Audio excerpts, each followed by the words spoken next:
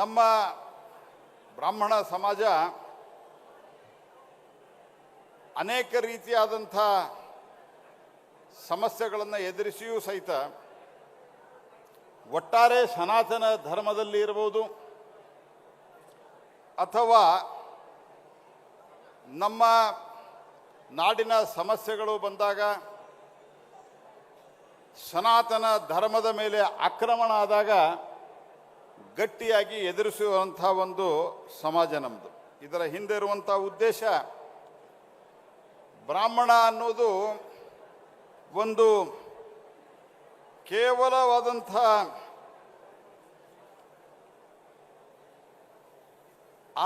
ಇದರಲ್ಲಿ ಹುಟ್ಟಿದ್ದಾನೆ ಅನ್ನುವ ಕಾರಣಕ್ಕಾಗಿ ಬ್ರಾಹ್ಮಣನಾಗೋದಿಲ್ಲ.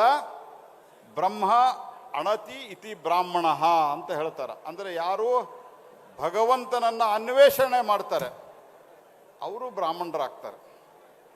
ಹಾಗಾಗಿ ನಾನು ಹೇಳೋದಿಷ್ಟೇ, ಆ ದಿಕ್ಕಿನತ್ತ ಇವತ್ತು ಸಾಮಾಜಿಕ ವ್ಯವಸ್ಥೆಗಳು ಬದಲಾವಣೆಯಾದಂಥ ಈ ಸಂದರ್ಭದಲ್ಲಿ ನಾವು ನಮ್ಮ ಆಚರಣೆಗಳನ್ನು ಬಿಡಲಾರದೆ, ನಮ್ಮ ಇತಿಹಾಸವನ್ನು ಮರೆಯಲಾರದೆ, ಯಾಕೆಂದರೆ ಇಡೀ ಸಮಸ್ತವಾದಂಥ ದೇಶವನ್ನು, ಹಿಂದೂ ಸಮಾಜವನ್ನು ಒಟ್ಟಿಗೆ ತೆಗೆದುಕೊಂಡು ಹೋಗುವಂಥ ಕೆಲಸವನ್ನು ನಾವು ಮಾಡಬೇಕಾಗಿದೆ. ಯಾಕೆಂದರೆ ನಾನು ಆರಂಭದಲ್ಲಿ ಹೇಳಿದಂತೆ ಇವತ್ತು ನೀವು ಎಂಥ ಕಾಲದಿಂದನೂ ಸಾವಿರಾರು ವರ್ಷಗಳಿಂದ ನೋಡ್ರಿ, ನೀವು ನಮ್ಮ ದೇಶದಲ್ಲಿ ಯಾವುದೇ ವ್ಯಕ್ತಿಯನ್ನು ಕೇವಲ ಆತ ಇಂತಹ ಜಾತಿಯವನು ಅನ್ನುವಂಥ ಕಾರಣದಿಂದ ನಾವು ಅವರನ್ನು ಯಾರನ್ನು ಪೂಜೆ ಮಾಡಿಲ್ಲ.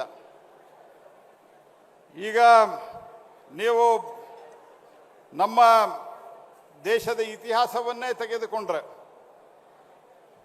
ನಾವು ವಿಷ್ಣು ಪುರಾಣದಲ್ಲಿ ಹೇಳಿರುವಂಥದ್ದೇನು, ಉತ್ತರಂ ಯತ್ ಸಮುದ್ರಶ್ಚ ಹಿಮಾದ್ರಶ್ಚ ಇವ ದಕ್ಷಿಣಂ ವರ್ಷಂ ತದ್ ಭಾರತಂ ನಾಮ ಭಾರತೀಯತ್ರ ಸಂತತಿ ಅಂತೇಳಿ.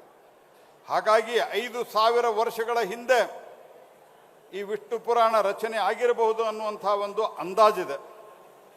ಹಾಗಾಗಿ ಈ ಎಲ್ಲ ಸಂಗತಿಗಳನ್ನು ಗಮನಿಸಿದಾಗ ನಾವು ಸನಾತನ ಧರ್ಮ ಅನ್ನೋದಕ್ಕೂ ಕೂಡ ಸಂಕುಚಿತವಾದಂಥ ಒಂದು ಅರ್ಥವನ್ನು ಕೊಡಲಾರದೆ ಇವತ್ತು ಎಲ್ಲರನ್ನೂ ಯಾರಲ್ಲಿ ಗುಣ ಇದೆ ಅವರನ್ನು ಪೂಜಿಸುವಂಥ ಕೆಲಸವನ್ನು ಮಾಡಿದ್ದೇವೆ. ಮರ್ಯಾದಾ ಪುರುಷೋತ್ತಮನಾದಂಥ ರಾಮ, ಆ ರಾಮನಿಗೆ ಭವ್ಯವಾದಂಥ ಮಂದಿರವನ್ನು ಕಲ್ಪಿಸಿದಂಥದ್ದು ಇತ್ತೀಚೆಗೆ 500 ವರ್ಷಗಳ ಹೋರಾಟದ ನಂತರ. ಅಂಥ ಮರ್ಯಾದಾ ಪುರುಷೋತ್ತಮ ರಾಮ ಆತ ಬ್ರಾಹ್ಮಣನಲ್ಲ, ಆದರೆ ರಾಮಾಯಣದ ವಿಲನ್ ಆದಂಥವನು ಆತ ರಾವಣ, ಆತ ಬ್ರಾಹ್ಮಣ. ಆತನನ್ನು ಪೂಜಿಸ್ಲಿಲ್ಲ ನಾವು. ರಾಮಾಯಣ ರಚನೆ ಮಾಡಿದಂಥ ವಾಲ್ಮೀಕಿ ಅದರ ನಿರ್ಮಾಪಕ, ಆತನನ್ನು ನಾವು ಪೂಜೆ ಮಾಡ್ತೀವಿ, ರಾಮನನ್ನು ಪೂಜೆ ಮಾಡ್ತೀವಿ, ರಾವಣನನ್ನು ಪೂಜೆ ಮಾಡೋದಿಲ್ಲ. ಇದರ ಅರ್ಥನೇ ಗುಣಕ್ಕೆ ಪ್ರಾಧಾನ್ಯವಾದಂಥ ಕೊಟ್ಟಂಥ ಒಂದು ಸಮಾಜ. ಅದು ಹಿಂದೂ ಸಮಾಜನೂ ಇದೆ, ಬ್ರಾಹ್ಮಣ ಸಮಾಜನೂ ಇದೆ. ಕೃಷ್ಣ, ವೇದವ್ಯಾಸರು, ಈ ರೀತಿಯ ಹಲವು ಉದಾಹರಣೆಗಳನ್ನು ನಾವು ಕೊಡಬಹುದು.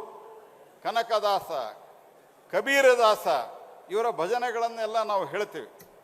ಹಾಗಾಗಿ ಇವತ್ತು ನಾನು ಇಷ್ಟೇ ಹೇಳಲಿಕ್ಕೆ ಭಾಳ ಸುದೀರ್ಘವಾದಂಥ ಭಾಷಣ ಮಾಡಲಿಕ್ಕೆ ನಾನು ಹೋಗೋದಿಲ್ಲ. ಈ ಸಂದರ್ಭದಲ್ಲಿ ಸನಾತನ ಧರ್ಮವನ್ನು ಮೂಲೋತ್ಪಾಟನೆ ಮಾಡ್ತೀವಿ ಅಂತ ಹೇಳುವಂಥ ಒಂದು ವ್ಯವಸ್ಥೆಯನ್ನು ನಿರ್ಮಾಣ ಆಗ್ತಾ ಇದೆ.